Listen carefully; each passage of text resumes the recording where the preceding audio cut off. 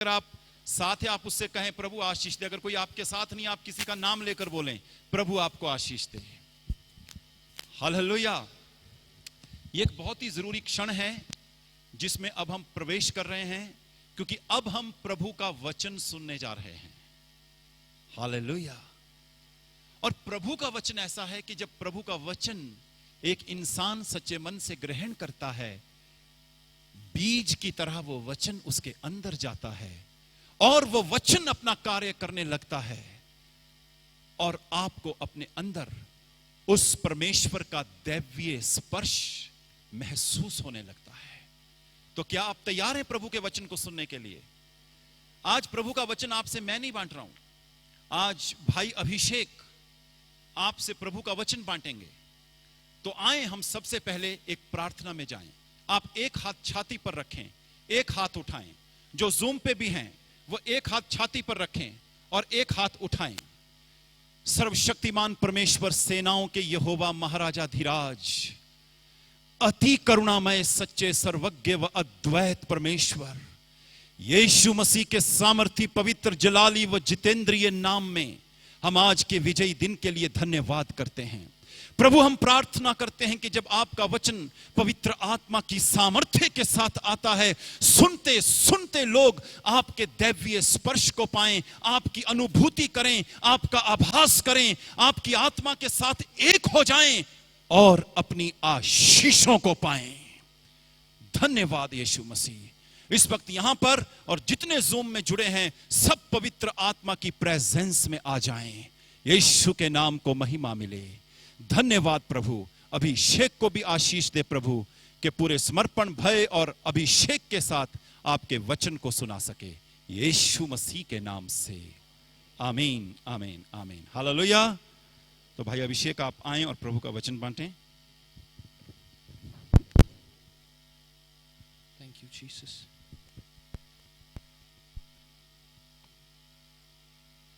यीशु मसीह अद्भुत है और उसके जैसा कोई भी नहीं है। हालेलुया। और आज की सुबह में भी प्रभु का प्रेम हमारे लिए नया है। यद्यपि हम तो पापी ही थे, तब वो हमारे लिए क्रूस पर चढ़ गया। हालेलुया। आज का जो वचन है, मैं आज से पहले इस तरह से कभी प्रचार नहीं किया जो आज का वचन जो मैं आज आपको देने जा रहा हूं। आज से पहले कभी मैंने इस तरह से प्रचार नहीं किया। आज का जो वचन है उसका शीर्षक है परमेश्वर का प्रेम आपको क्रूस के निकट लाता है। Hallelujah, hallelujah. कहें परमेश्वर का प्रेम।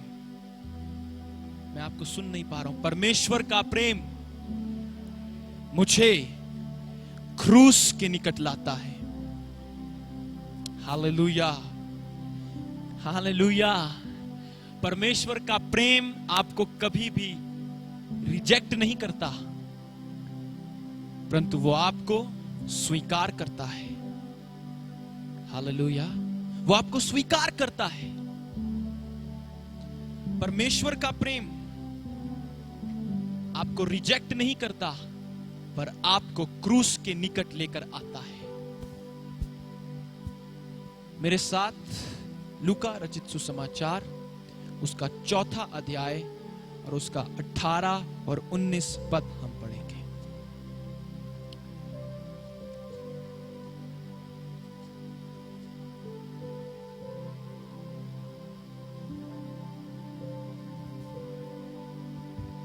पढ़े कोई? लूका 4, 18, 19।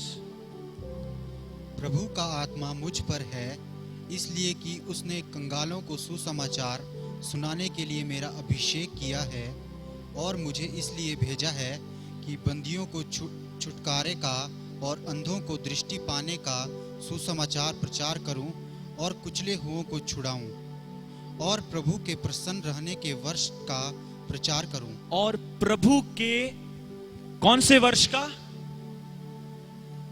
कौन सा? प्रसन्न रहने के वर्ष का क्या करूं? ये प्रचार कौन सा है?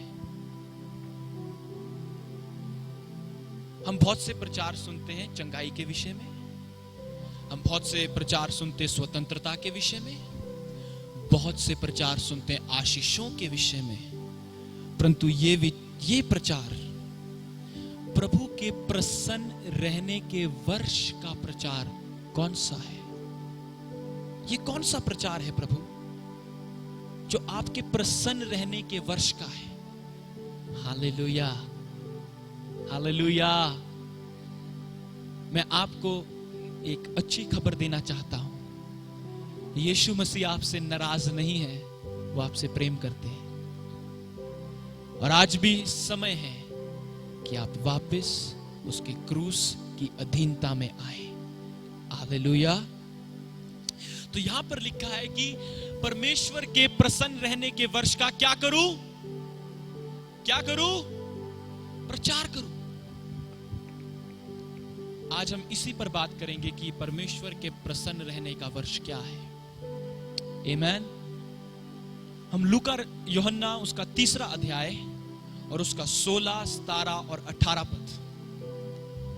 यूहन्ना 3 अध्याय उसका 16, 17 और 18 पद।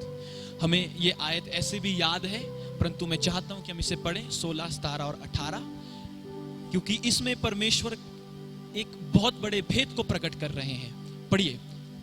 क्योंकि परमेश्वर ने जगत से ऐसा प्रेम रखा कि उसने अपना इकलौता पुत्र दे दिया, ताकि जो कोई उस पर विश्वास करे वह नष्ट न हो परंतु अनंत जीवन पाए।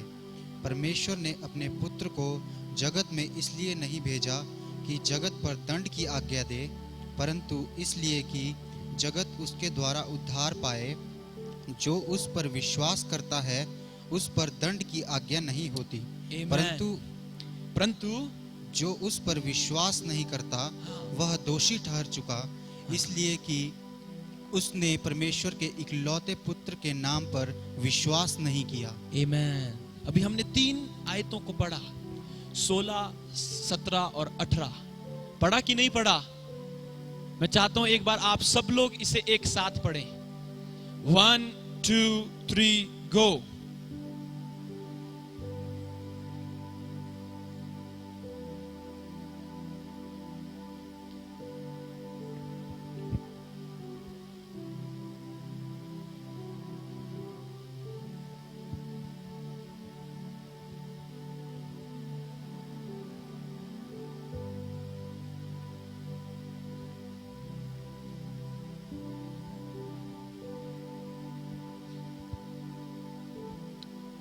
आमीन। 16 आयत में हम परमेश्वर के प्रेम को देखते हैं। यहां पर हम 3 बातों को देखते हैं इन 3 आयत में। इसमें हम ज्यादा इस पर अध्ययन नहीं करेंगे, पर ऊपर से 3 बातों को देखेंगे। पहली बात, 16 आयत में हम परमेश्वर के प्रेम को देखते हैं। 17 आयत में हम परमेश्वर के लक्ष्य को देखते हैं, और 18 आयत में हम परिणाम को देखते हैं। हालेलुया। मैं बहुत गहरी बात बता रहा हूं, यदि आप समझें।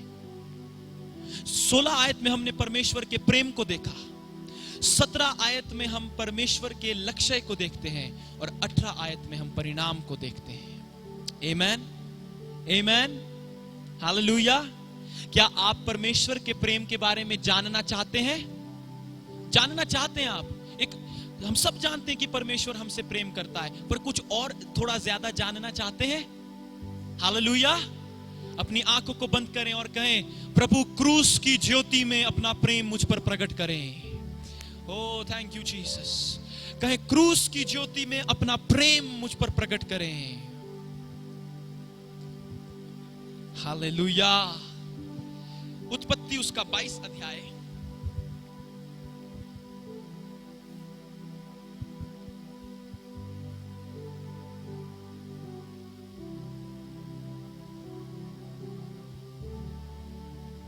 उसका 2 पद से लेकर 10वें पद तक।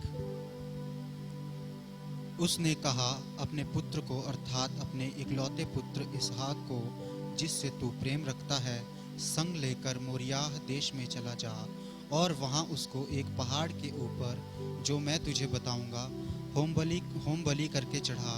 तब अब्राहम सवेरे तड़के उठा और अपने गदहे पर काठी कसकर अपने 2 सेवक और अपने पुत्र इसहाक को संग लिया और होम बलि के लिए लकड़ी चीर ली। तब निकलकर उस स्थान की ओर चला जिसकी चर्चा परमेश्वर ने उससे की थी।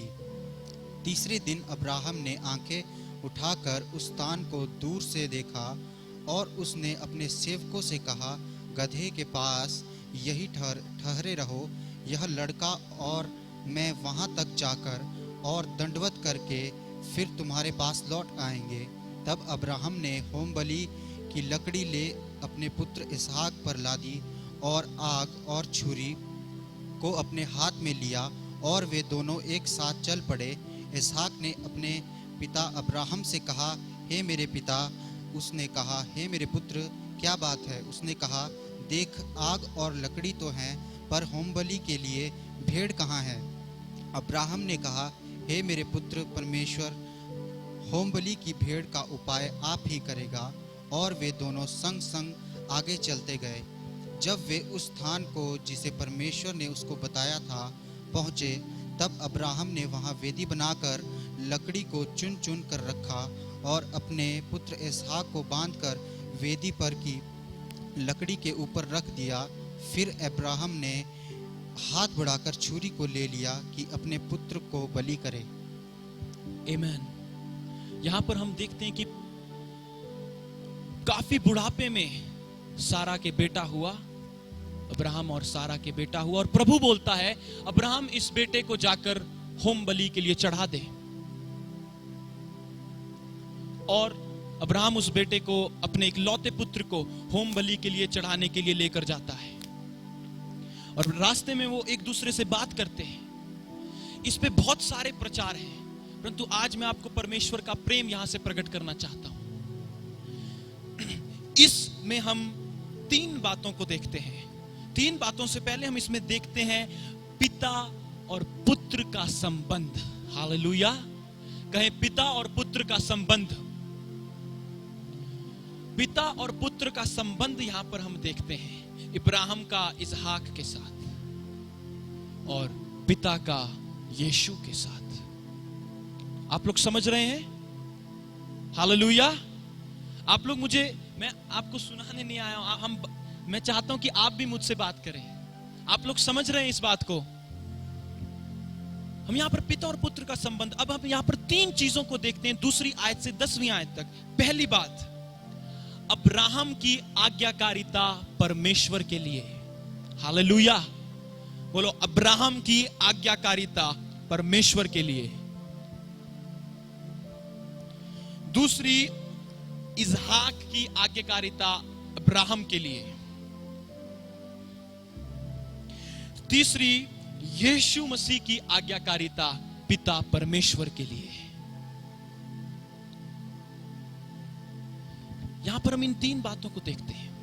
पहली बात, अब्राहम की आज्ञाकारिता परमेश्वर के लिए, इसहाक की आज्ञाकारिता इब्राहिम के लिए, और यीशु मसीह की आज्ञाकारिता परमेश्वर के लिए। और हम आगे देखते हैं कि वो लोग चल रहे हैं, इब्राहिम और उसका बेटा चल रहा है, और वो अब आपस में बात कर रहे हैं। और अब्राहम जानता है कि वे परमेश्वर ने कहा इसे होम बलि करना है, इसे वेदी पर रख के मुझे मार देना है, इसको बलि चढ़ाना है। ये पुराने नियम की मैं बात कर रहा हूं, इसे बलि चढ़ाना है। और इसहाक इब्राहिम से पूछता है, पिता, हमारे पास छुरी तो है, आग तो है, सब कुछ है, पर बलि करने के लिए भेड़ तो है ही नहीं। मैं सोचता हूं अब्राहम का उस वक्त जो हृदय था वो विचलित हो गया होगा, कठिन पीड़ा में आ गया होगा कि क्या बताऊं, परमेश्वर ने तुझे ही तो कहा है कि तेरी बलि करूं। ओ अद्भुत आज्ञाकारिता, अद्भुत आज्ञाकारिता। और अब्राहम उसे कहता है कि परमेश्वर आप ही उपाय करेगा। और वो जाते हैं, उस पहाड़ पर चढ़ जाते हैं जहां वेदी है। फिर वो उस वेदी को बनाता उस पहाड़ पर, और वहां पर साफ साफ लिखा है, मेरे ख्याल से 11 आयत में कि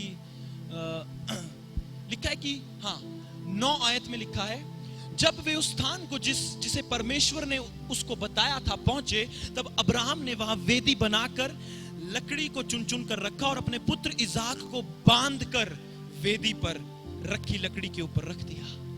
इसहाक बड़ा था, बच्चा नहीं था। इसहाक बड़ा था, बच्चा नहीं था वो। कई बाइबल के थियोलॉजियंस, अगर मैं गलत नहीं हूं तो इस प्रकार से कहते कि इसहाक उस समय 30 साल का था। 30 इयर्स यशपाल भैया, 30 साल का, 30 साल का था उस समय इसहाक। 30 साल का लड़का। आप कितने साल के हैं अजय भाई? हाँ, आप 23 साल के हो। 30 साल का लड़का, उसको बांध दिया और वो कुछ नहीं कहा। क्या वो अब्राहम को धक्का देकर नहीं जा सकता था? क्या वो वहां से भाग नहीं सकता था? इब्राहिम तो बूढ़ा व्यक्ति था। पर उसने आज्ञाकारिता में, बाइबल बोलती है, अब्राहम ने इसहाक को बांध दिया, उसे बांध दिया। जब मैं इनकी बातचीत को पढ़ता हूं तो मैं ऐसा सोचता हूं कि जब पिता परमेश्वर ने यीशु मसीह को कहा होगा कि मैं इस अपनी जाति को देखता हूं जिसे मैंने बनाया है, और तुझे मेरे पुत्र, एक प्लेनेट है जिसका नाम अर्थ है, तुझे वहां पर जाना पड़ेगा ताकि तू उन लोगों के पापों को, उन लोगों के श्रापों को, उन कर्जों को अपने ऊपर उठा ले और उन्हें अनंत जीवन दे।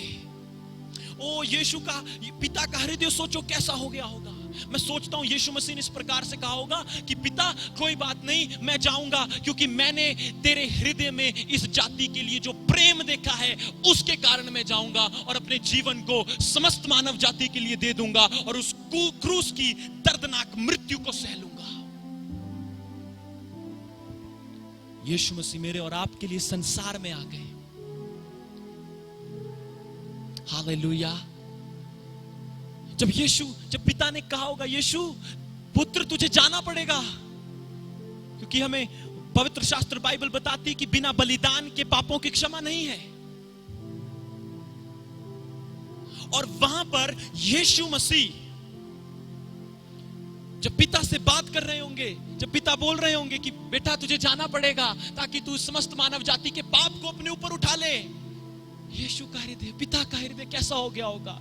या अब्राहम और इसहाक का हृदय देखिए, अब्राहम किस हृदय से उसकी बलि करने के लिए जा रहा था, और इसहाक इतना आज्ञाकारी था, उसने एक बार भी नहीं क्वेश्चन किया कि प्रभु पिता क्यों, परंतु वो अपनी पिता की आज्ञा में चलता रहा। वैसे ही हमारे प्राणों का प्रेमी यीशु मसीह आज से 2000 वर्ष पूर्व मेरे और आपके लिए आ गया।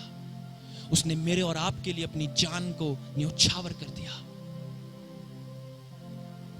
कोई फर्क नहीं पड़ता आप 20 साल से हो, 30 साल से आ रहे हो, आप यीशु मसीह को 50 साल से, 100 साल से जानते हो। पवित्र शास्त्र, मेरी बाइबल बताती है, उसका प्रेम हर दिन हम पर नया होता है। हालेलुया। क्या आप लोग मुझे समझ रहे हैं? अभी हमने दूसरे पद से 10वें पद तक पढ़ा।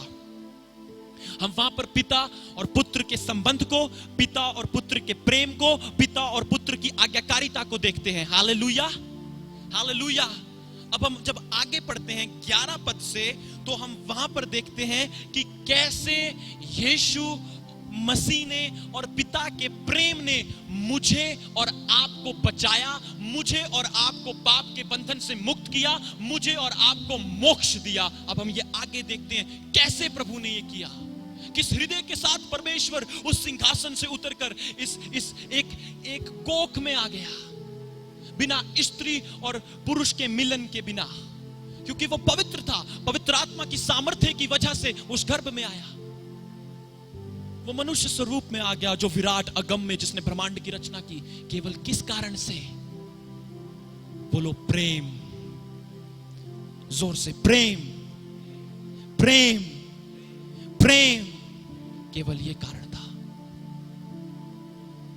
पिछले दिनों में मैं धर्मशाला में था। आप सब लोग जानते हैं रवि भैया को। मैं उनसे पूछ रहा था आप प्रभु में कैसे? उन्होंने बोला बस एक बात के द्वारा, मुझे किसी ने कहा कि यीशु मसीह आपसे प्रेम करता है। और बोलते मैं सोचने लग गया कि प्रभु मुझसे कैसे प्रेम करता है, मुझ में ऐसा क्या है कि वो ईश्वर मुझसे प्रेम करता है। और उनका जीवन बदल गया, आज वो सेवा कर रहे हैं। और आज की सुबह मैं आपसे कहना चाहता हूं, यीशु मसीह आपसे प्रेम करता है। हालेलुया। 11 आयत से पढ़े। तब यहोवा के दूत ने स्वर्ग से उसको पुकार के कहा, हे अब्राहम। अब्राहम। उसने कहा, देख मैं यहाँ हूँ। उसने कहा, उस लड़के पर हाथ मत बढ़ा और न उससे कुछ कर, क्योंकि तूने जो मुझसे अपने पुत्र वरन अपने इकलौते पुत्र को भी नहीं रख छोड़ा, इससे मैं अब जान गया हूँ कि तू परमेश्वर का भय मानता है। तब अब्राहम ने आंखें उठाई और क्या देखा कि उसके पीछे एक मेढ़ा और सींगों से एक झाड़ी में फंसा हुआ है। अतः अब्राहम ने जाके उस मेढ़े को लिया और अपने पुत्र के स्थान पर उसे होम बलि करके चढ़ाया। अब्राहम ने उस स्थान का नाम यहोवा यिरे रखा। आमीन।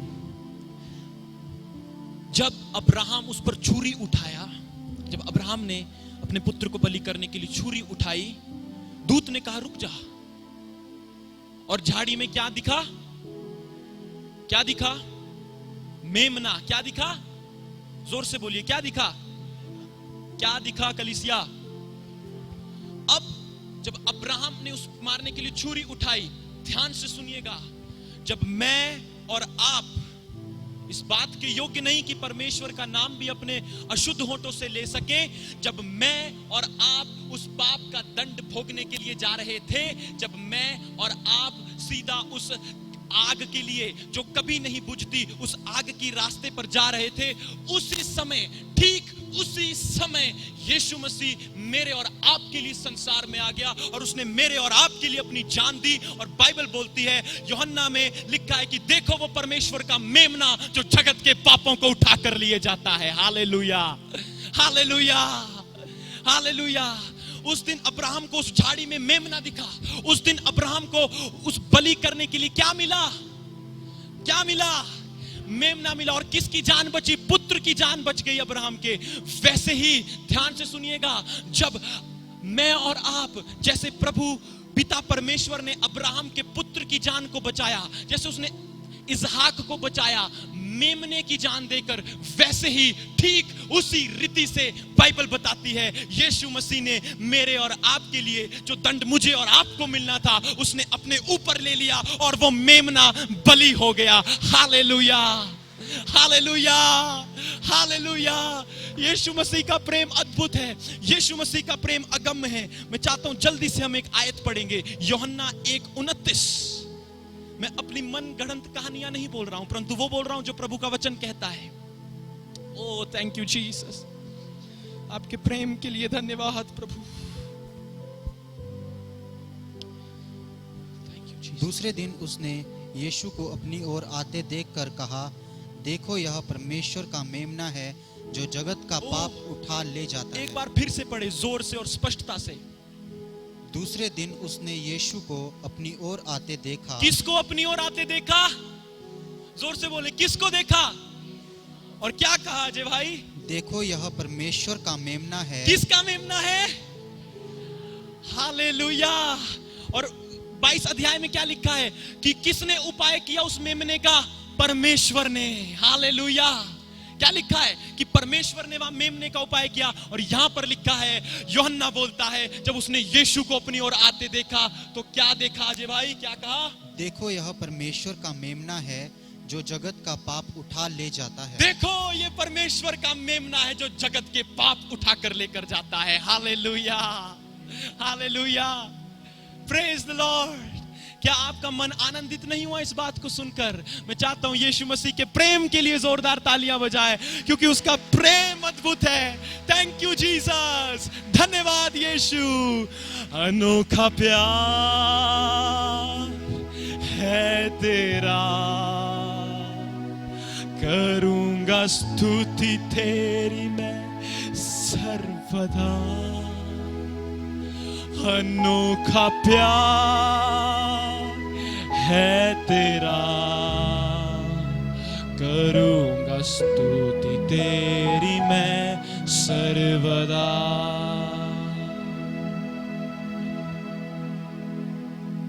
उत्पत्ति 22:14। मैं कुछ घोषणाएं आपके लिए करना चाहता हूं आज। जो भी मेरी आवाज सुन रहा है, इस वक्त मैं आपके लिए घोषणाएं करने जा रहा हूं। पढ़िए। अब्राहम ने उस स्थान का नाम यहोवा यिरे रखा, इसके अनुसार आज तक भी कहा जाता है कि यहोवा के पहाड़ पर उपाय किया जाएगा। आमेन। क्या नाम रखा कलीसिया? यहोवा यीरे। क्या अर्थ है यहोवा यीरे का? मुहैया करवाने वाला, उपाय करवाने वाला। हालेलुया। बोलो उपाय करने वाला। यहोवा यीरे। बोलो यीशु मसीह मेरा उपाय करता है। जैसे उसने आज से 2000 साल पहले किया, आपकी जगह उसने अपने पुत्र को, अपने मेमने को भेज दिया ताकि वो वध किया जाए। और इस वक्त मैं पवित्र आत्मा के अभिषेक में आपके लिए कुछ घोषणाएं करना चाहता हूं।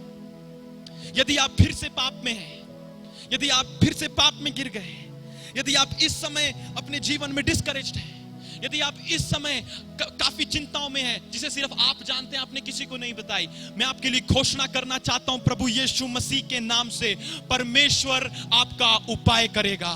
यीशु मसीह के नाम से परमेश्वर आपके घर का उपाय करेगा। हालेलुया। यदि आप विश्वास करते हैं तो कहें आमीन। परमेश्वर आपके कार्य का उपाय करेगा। परमेश्वर आपके घर का उपाय करेगा। परमेश्वर आपके आत्मिक जीवन का उपाय करेगा। परमेश्वर आपके हर एक प्रॉब्लम का उपाय कर रहा है। कहें आमीन, आमीन। यीशु मसीह के नाम से हालेलुया। परमेश्वर आपकी आर्थिक समस्या का उपाय कर रहा है। परमेश्वर आपके जीवन को अशुद्धता से लेकर शुद्धता में प्रवेश करवा रहा है। Hallelujah, hallelujah. कहें यहोवा यीरे मेरा उपाय करें। हो रबा सिहंदाबा।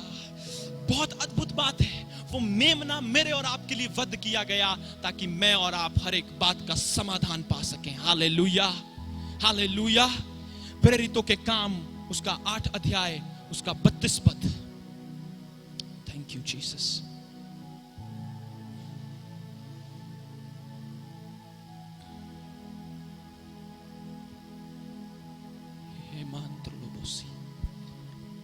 पढ़िए जोर से। पवित्र शास्त्र का जो अध्याय वह पढ़ रहा था वह यह था, वह भेड़ के समान वध होने को पहुंचाया गया। एक मिनट मैं चाहता हूं सब लोग एक साथ पढ़ेंगे। 1 2 3 गो। पवित्र शास्त्र का जो अध्याय वह पढ़ रहा था वह यह था, वह भेड़ के समान वध होने को पहुंचाया गया, और जैसा मेमना अपने ऊन का कतरने वालों के समान चुपचाप रहता है, वैसे ही उसने भी अपना मुंह न खोला। आमीन। बाइबल बोलती है जब यीशु मसीह को लोग घूंसे मार रहे थे, उनके मुंह पर थूक रहे थे, ठंड के दिनों में उन्हें नंगा खड़ा कर दिया था, उनके बैंते मार रहे थे, कोड़े मार रहे थे, जब उनकी पीठ वैसे फट गई जैसे हल चलाते समय मिट्टी फटती, उनके सिर पर कांटों का ताज डाल दिया गया, बाइबल बोलती है उसने अपने मुंह से एक शब्द भी नहीं बोला। और 8:32 में लिखा है वो चुपचाप वध होने के लिए गया। क्या आप पढ़ सकते हैं मेरे लिए जल्दी? 32। पवित्र शास्त्र का जो अध्याय वह पढ़ रहा था वह यह था, वह भेड़ के समान वध होने को पहुंचाया गया। किसके समान कलीसिया? भेड़ के समान वध होने के लिए पहुंचाया गया। और जैसा मेमना अपने ऊन कतरने वाले के सामने चुपचाप रहता है, वैसा वह खड़ा रहा। उसने एक शब्द भी ना कहा। आप जानते हैं क्यों? क्योंकि यीशु जानता था यदि मैं अभी कुछ करूं तो जो मेरा बेटा अभिषेक है, मेरा बेटा अजय है, उसका उद्धार नहीं हो पाएगा। इसीलिए प्रभु चुपचाप रहा, भेड़ के समान वध होने को खड़ा रहा, और लोगों ने उसे कोड़े मारकर क्रूस पर चढ़वा दिया। और उसने एक ही बात कहा, अब से मैं तुम्हें दास नहीं परंतु मित्र कहूंगा, क्योंकि दास नहीं जानता उसका स्वामी क्या करता है, परंतु तुम मेरे मित्र हो और मैं तुम्हें अनंत काल से प्रेम करता आया हूं। आमेन, हालेलुया, हालेलुया। हम प्रार्थना करें कि आप और परमेश्वर के प्रेम को जानना चाहते हैं। जैसा आप लोग कहेंगे हम उस आत्मा के भाव में चलें। क्या चाहते हैं आप? सुनना चाहते हैं और परमेश्वर के प्रेम के बारे में? मैं सुन नहीं पा रहा हूं आपको। आप सुनना चाहते हैं? मेरे साथ उत्पत्ति 44 अध्याय उसका 33 पद। यहां पर इसको पढ़ने से पहले हम देखते हैं यहां पर यूसुफ की कहानी चल रही है। यूसुफ की कहानी यहां पर चल रही है और यूसुफ का भाई यहूदा उससे निवेदन कर रहा है, हालेलुया, क्योंकि जो यूसुफ था उसके भाइयों ने उसके साथ ठीक नहीं किया, उसे बेच दिया था, पर बाद में वो प्रधानमंत्री बन गया उस देश का और बहुत कई सालों के बाद वो अपने भाइयों से मिलता है और वो उसका एक भाई जो है, अब यहां पर हम उनकी वार्तालाप देखते हैं, सिर्फ एक आयत को पढ़ेंगे, 33 आयत को।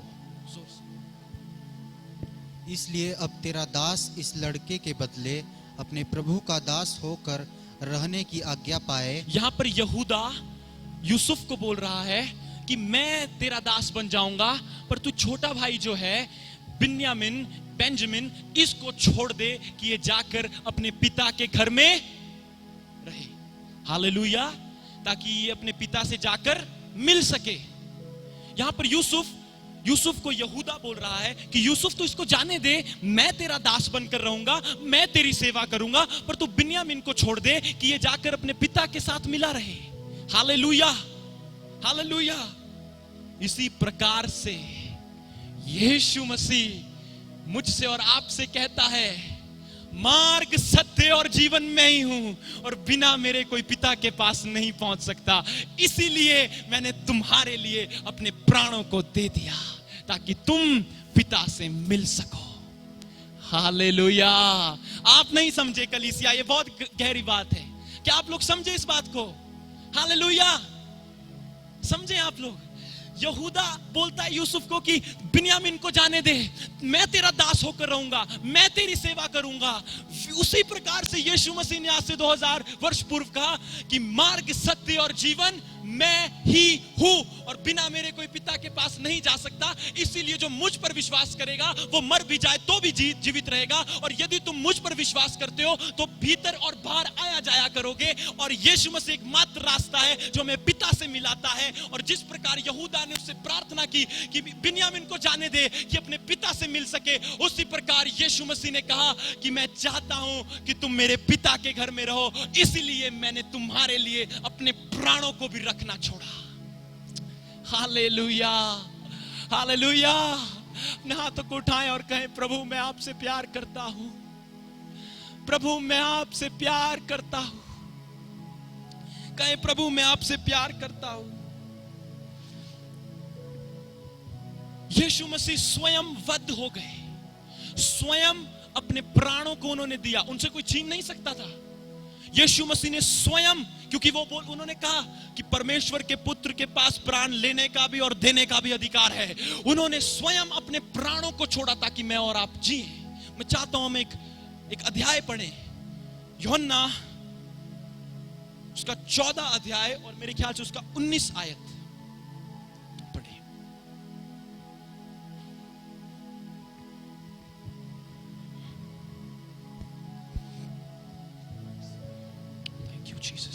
स्त्री ने उससे कहा, हे प्रभु, मुझे लगता है कि तू भविष्यद्वक्ता है। यूहन्ना 14:19।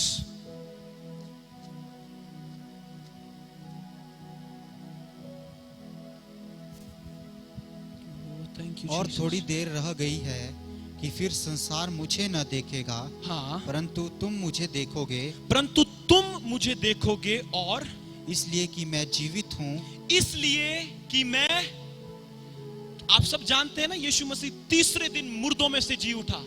वो अब वहां पर नहीं है, वो गुफा खाली है, वो पिता के दाहिनी ओर विराजमान है। इसीलिए प्रभु बोलता है, पढ़िए अजय भाई, कि मैं जीवित हूं और तुम भी जीवित रहोगे। हालेलुया। क्या प्रार्थना की यहूदा ने, इसे जाने दे, मैं तेरा सेवक बन जाऊंगा, मैं तेरी सेवा करूंगा, छोटे भाई बिन्यामीन को जाने दे, तेरे लिए काम करूंगा। वैसे यीशु ने कहा, क्रूस पर सब कुछ पूरा हो गया है और अब मैं जीवित हूं, इसलिए तुम भी जीवित रहोगे। Hallelujah, hallelujah, hallelujah. ओ धन्यवाद यीशु आपके प्रेम के लिए, धन्यवाद यीशु, हालेलुया। कितना अद्भुत है। हम सारी बाइबल में, हम चाहे उत्पत्ति पढ़ ले, निर्गमन पढ़ ले, लय व्यवस्था पढ़ ले, हम जो भी पढ़ ले, हम यीशु को देखते हैं। किसको देखते हैं? क्योंकि यीशु एकमात्र हमारा लक्ष्य है। यीशु हमारा प्रेमी है और हम यीशु के प्रेमी हैं। Hallelujah, hallelujah. क्या आप थोड़ा और जानना चाहते हैं कि हम प्रार्थना में चलें? कलीसिया, मैं आपसे सुनना चाहता हूं, बोलिए अगर आप जानना चाहते। थोड़ा और, ठीक है। उत्पत्ति उसका 45 अध्याय और उसका 5 पद। Thank you Jesus. अब तुम लोग मत पछताओ और तुमने जो मुझे यहाँ बेच डाला। अजय भाई, इससे पहले की जो कहानी है वो यह है कि यूसुफ अब प्रधानमंत्री बन गया था उस देश का, और इसके भाई इससे मिलते हैं और अपने आप को उन पर प्रकट करता है कि मैं वही भाई हूं जिसे तुमने बेच दिया था। और वो डर जाते हैं और आगे अब उनका ये उल्लेख हम पढ़ेंगे। पढ़िए अजय भाई। अब तुम लोग मत पछताओ और तुम लोग मत पछताओ और तुमने जो मुझे यहाँ बेच डाला इससे उदास मत हो। और जो तुमने मुझे बेच डाला, जो तुमने मुझे, यीशु मसीह की भी कुछ हालत इसी प्रकार से थी। जब वो क्रूस पर जा रहे थे, उस पर चिट्ठियां डाली गई।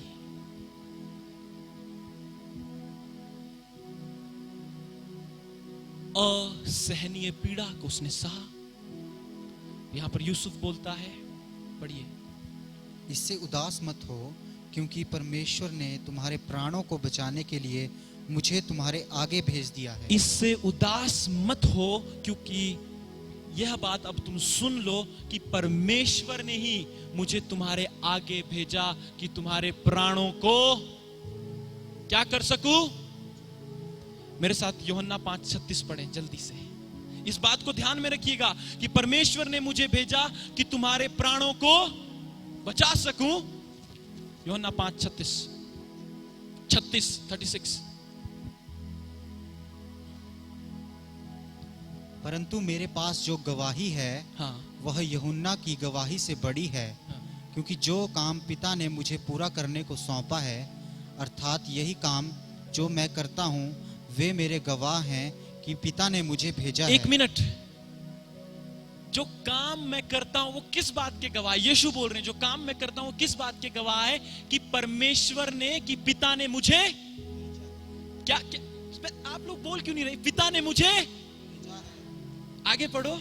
पिता ने मुझे भेजा है और पिता जिसने मुझे भेजा है उसी ने मेरी गवाही दी है। जिस पिता ने मुझे भेजा है उसी ने मेरी गवाही दी। किसने भेजा है? पिता कौन है? किसकी बात कर रहे हैं? यीशु मसीह। किसकी बात कर रहे हैं? जोर से बोले, किसकी बात कर रहे हैं? प्रभु परमेश्वर, पिता परमेश्वर की। और यहां पर क्या बोला प्रभु ने? कि मुझे पिता ने भेजा है। हालेलुया। उधर यूसुफ बोलता है मुझे परमेश्वर ने भेजा है कि मैं तुम्हारे प्राणों को बचा सकूं। उसी रीति से यीशु मसीह बोलते हैं मुझे पिता ने भेजा है कि मैं तुम्हें जीवन दान दे सकूं। Hallelujah, hallelujah, hallelujah. मैं चाहता हूं आप इस आयत को पढ़ें सब लोग। यूहन्ना 14:6। Thank you Jesus. यीशु ने उससे कहा, मार्ग और सत्य और जीवन मैं ही हूँ। बिना मेरे द्वारा कोई पिता के पास नहीं पहुंच सकता। बिना मेरे द्वारा कोई पिता के पास नहीं पहुंच सकता।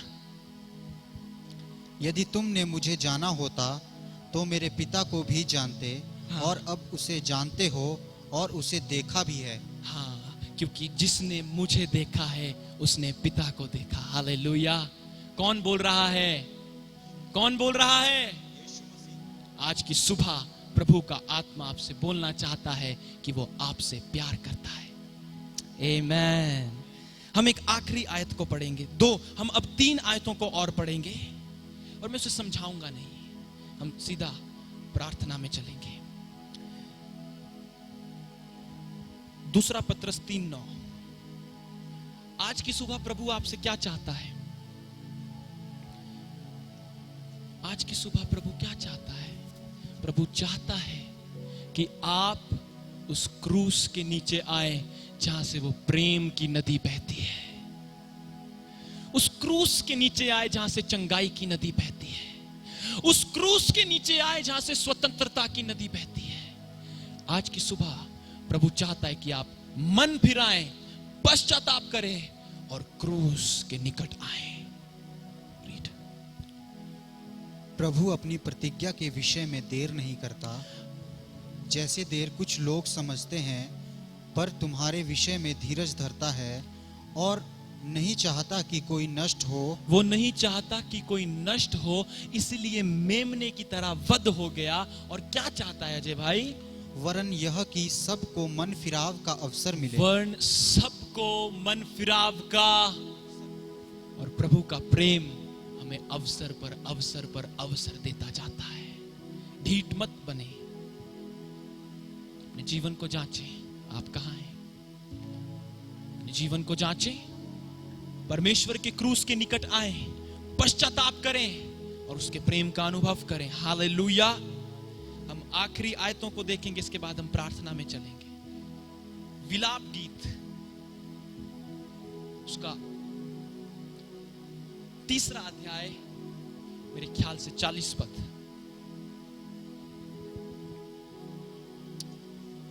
Thank you Jesus.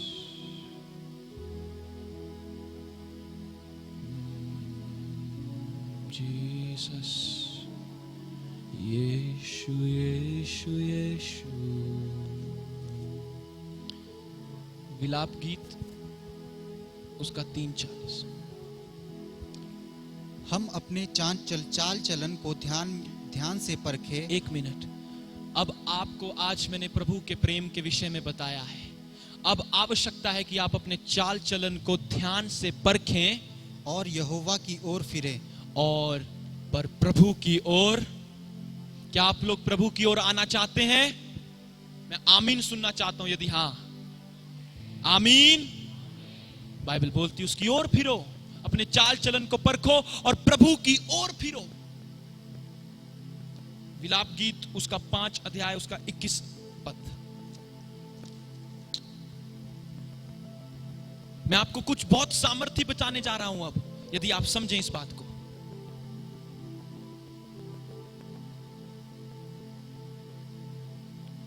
Thank you Jesus. 5:21 विलाप गीत। हे यहोवा, हमको अपनी ओर फेर, तब हम फिर सुधर जाएंगे। ध्यान दीजिएगा, यहां पर क्या लिखा है? हे यहोवा, हमको अपनी ओर, बोलो, हमको अपनी ओर। यानी हम अपनी सामर्थ्य से परमेश्वर की ओर नहीं जा सकते। आप लोग मुझे समझ रहे हैं? हालेलुया। पढ़िए अपनी बाइबल में, देखें, सब एक साथ पढ़ें। 1 2 3 गो। हे यहोवा, हमको अपनी ओर फेर, तब हम फिर सुधर जाएंगे। आमीन। हालेलुया। क्या बोलता है? यहोवा हमको अपनी ओर, तब हम सुधर जाएंगे। यानी मैं और आप अपनी सामर्थ्य से परमेश्वर के निकट नहीं जा सकते। ये वही मेमना है, ये वही जो वध किया गया है, ये वही यीशु मसीह है जिसके लहू के कारण हम फिर प्रभु की ओर जा सकते हैं। और प्रभु ने कहा, हे सब परिश्रम करने वालों, बोझ से दबे हुए लोगों, मेरे पास आओ, मैं तुम्हें विश्राम दूंगा। जब आप उसके पास जाते हैं, बाइबल बताती है वो आपको अपनी ओर फेर लेता है। आमीन। हमें अपनी ओर फेर, हम तब तेरी ओर फिरेंगे और हम फिर सुधर जाएंगे। हालेलुया। और अगली आयत जो असली ट्रांसलेशन है, जो हिब्रू में लिखी गई थी, वहां पर लिखा है, तब तू हमें ज्यों का त्यों कर देगा।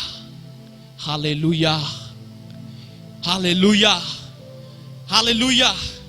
हमको अपनी ओर फेर, तब हम तेरी ओर हो जाएंगे और फिर तू हमें ज्यों का त्यों कर देगा। Hallelujah, hallelujah. क्या आप 2 मिनट के लिए अपनी आंखों को बंद कर कर कहेंगे कि मैं तुझसे प्यार करता हूं प्रभु, जो तूने मेरे लिए किया, मैं उसके कारण तुझसे प्यार करता हूं। जो तूने मेरे लिए किया प्रभु, तू मेरे लिए वध होने को आ गया। ओ, तू मेरे लिए वध होने को आ गया प्रभु। जो तूने मेरे लिए किया प्रभु, मैं उसके लिए तेरा धन्यवाद करता हूं। मैं उसके लिए तेरा धन्यवाद करता हूं। मैं उसके लिए तेरा धन्यवाद करता हूं। तेरे प्रेम के लिए मैं तेरा धन्यवाद करता हूं। तेरे प्रेम के लिए मैं तेरा धन्यवाद करता हूं। तेरे प्रेम के लिए मैं तेरा धन्यवाद करता हूं। ओ thank you Jesus, thank you Jesus, thank you Jesus. अपने हाथों को उठाएं और कहें, प्रभु मुझे अपनी ओर फेर ले, तब मैं चंगा हो जाऊंगा, तब मैं स्वतंत्र हो जाऊंगा, तब मैं सुधर जाऊंगा, तब मैं नया हो जाऊंगा। हे यहोवा मुझे अपनी ओर फेर ले। धन्यवाद यीशु।